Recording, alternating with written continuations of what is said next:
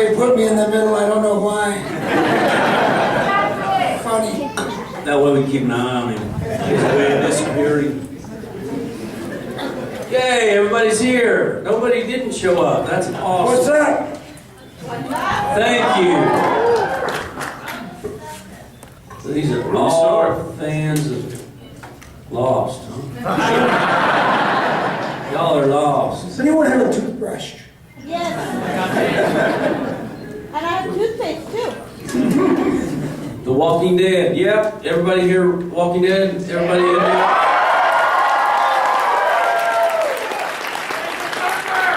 Right on, right on. Well, it looks like we'll moderate How about Guardians of the Galaxy?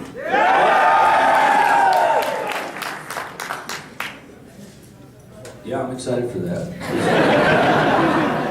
Yeah, me too. Yeah, I bet you are. A year later, it'll be real exciting.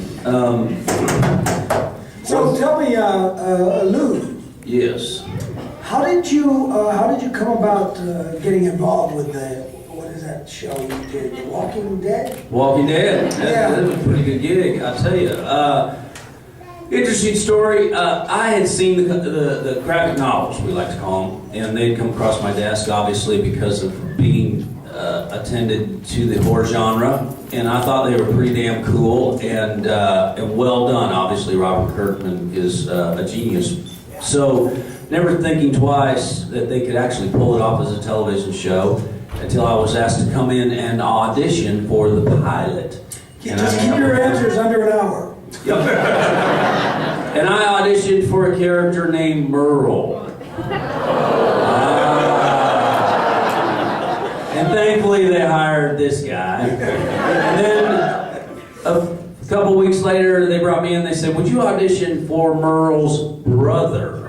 Who at that time did not even have a name, nor did he even have pages of dialogue. So I had to do Merle's dialogue as his brother. And so And I remember that they actually wanted me to tape some stuff so that the actors auditioning for Durham could sort of copy my accent. Yep, I didn't get that tape. That was weird. I don't know of any actors that want to copy this accent. I'm sorry. Yep, so thankfully they went, got a guy, Norman Reedus, who's pretty damn cool. Hey, there's some dudes out there clapping too, that's alright. You know, big spoiler alert is he's gay. I mean, haven't you noticed how he and Rick have that long interlude? That's your bad buddy, yeah. They do have that now. And then clearly Axel came around and they said, all right, we'll give you this guy. And that was a lot of fun, man. That's how you did it. That's how it goes. And sir, how about you, sir? How did you end up getting involved with The Walking Dead? Well, auditioned. I didn't even know what The Walking Dead was. Honestly, I hadn't even watched the show when I was on the show. I probably saw season 1 and season 2, and we were probably on our 4th episode. Well, we don't have time, really. I don't know if you guys know, but we shoot these things, and then about halfway through the one episode, we get the script for the next episode, and so they're all, oh yeah, we have our weekends off. No, there are no weekends off. No. There are no days off. Once you start that season, you're working your tail off until the end, because you're working on 2 shows at once most of the time. So. It's a sprint. Yeah, and plus it's so hot out there. You know what? Yeah. When you get off the set, you just want to rest. It'll drain you, really. Yeah, big time. So I actually auditioned for a character named Mouse. And then once we got to the set, the guy who played Big Tiny, he was like, yeah, I'm here for the character Mouse. And I'm looking at him like, wait a minute, I'm here for the character Mouse. So come to find out, it was, he was Big Tiny and I was Oscar. So we're here today. What's interesting about this panel is who can tell me what's interesting about this panel? Your hats. Mike's gonna get This that. panel has standing room only. But yes, Look at that. that's right. We got people back there standing up. There is. Right on. Right. We truly are the dead. All 3 of us, right?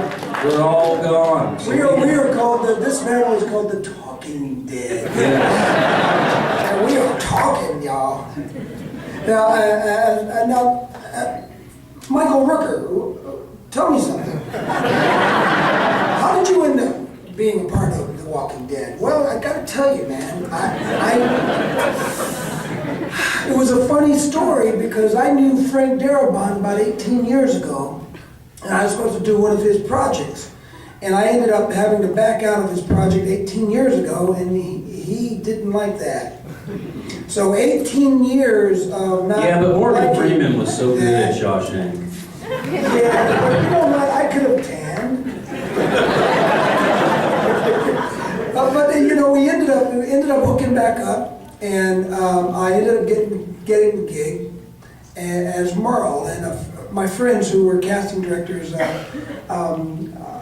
Lisa Mae Fincannon and Craig Fincannon out of Wilmington, North Carolina, they called me and said, dude, there's this role that is just perfect for you. It's this country, redneck, shit-kicking kind of guy that gets handcuffed to some pipes on the rooftop and he cuts his hand off to get away from zombies. And I'm going, whoa, wait a minute. You know, he does what? To get away from what? What is this thing about anyway? It's just, so they told me a little bit more about it, and I said, well, I dig the role. I like the role. You know, if the guy cuts his hand off, I'll do the role. And so I said, I'll do it. And they said, well, there's just one little problem. Some of the producers have a hard-on for you. And I was like, what do you mean? I take it it's not a good hard-on. And they said, So that 18-year ago gig that I backed down of Came to bite you in the ass. came to bite me in the ass in the end. 18 years later, here is Meryle Dixon ready to be cast, and people have a hard-on for me. What can I say? And they've had that hard-on for 18 years.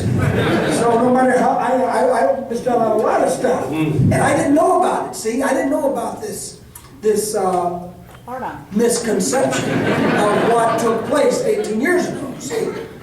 And that's when you have to communicate with your agents better. Well, actually, your agents don't necessarily communicate with you. They tell you one thing and they did another thing. That's what happened. And so once we cleared that all up, I ended up getting cast as Meryle. And the first day me and Frank Darabont saw each other on the set, I swear to God, it was as if we had not missed a beat for 18 years. We're like, oh my God, dude! And boom, best friends right away, right off the bat. And if it wasn't for him, I wouldn't be here today and I definitely would not have been in The Walking Dead more than 3 episodes. That's all I signed on for, is like 2 or 3 episodes.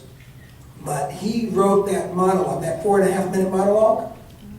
And you know how you see how that thing's structured and how it ends with the hand and the hacksaw and all that stuff. Well, that was written because of the first episode, second episode that I played, and he saw the work and decided, nah, this guy's coming back. Mm-hmm. Sometime, somewhere in the future of this show, I'm gonna fix it so that this cat comes back. And so he wrote that 4.5-minute monologue in a way that if you go back and you look at it, you know this guy's coming back. And actually my role became the boogeyman. Right. You know, Season 3. Every time something happened in like season 2, Meryle did it. Meryle set that up. Meryle shot that deer that the bullet went through the deer. I know he did it. Meryle lured those zombies to that. So where was Frank when Oscar got shot? Well, that wasn't Meryle. That was some crazy cop. It was the boogeyman. But anyway, that's how I got into it. It was really quite an interesting story for any young actors out there, man. Make sure you communicate with your agents and make sure you communicate with the producers Always pack your own chute. Don't jump out of an airplane without that. Don't listen to anybody. Make sure stuff is Take care of your tied up in a business. little bow, and make sure that you try your best not to burn those bridges. Yes, so any more questions? No. I don't have any more questions. What about you? Michael Rooker, why don't we address then how you left the show? I'm still crying. There are people who are still crying out there. I mean, I swear it was so true. And you're hurt because it was an emotional roller coaster for you. The arc of that character was so well written and Sweet. performed. You know, but you know, it's like you're developing this thing, and you're seeing where it's going, and you're going like, wow, this is crazy, man. And people, you know, I like to tell people that you lost a lot of animosity toward Meryle as soon as they left me on that rooftop. As soon as that key dropped, and I'm on that rooftop, chained in the hot sun for 3-4 days. I'm dying of thirst and hunger, and zombies are about to eat whatever's left of me. And I'm praying to my God, and all sympathy left the group and came right to Meryle. And from then on, you were wanting and rooting for Meryle to come back and do something. Revenge, kick some ass, Rectify. cut some shit off, you know, whatever. You know, but you were. And no matter how bigoted and mean-hearted sometimes this cat can be, you still kind of was starting to root for him from that moment.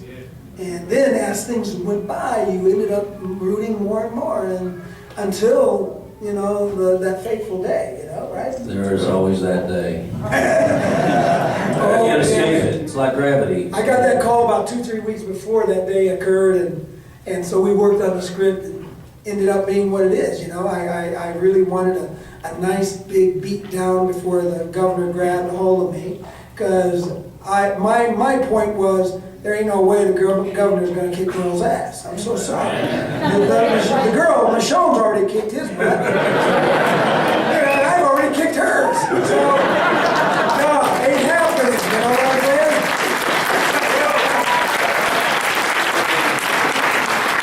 So we had a nice little beat down. They were hitting me with the stocks, the gun, and stuff.